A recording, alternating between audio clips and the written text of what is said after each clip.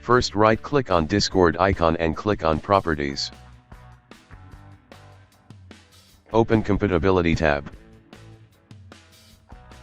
Select Run the program in Compatibility 4. In here you will find Windows XP Service Pack 3. Select it and press Apply and then OK.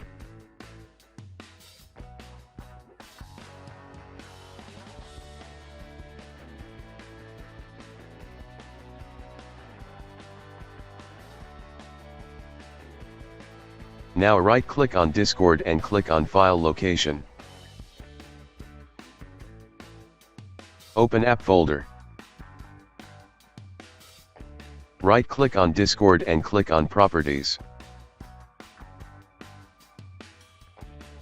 Open Compatibility tab. Select Run the program in Compatibility 4. Select Windows XP Service Pack 3. Press Apply and then OK.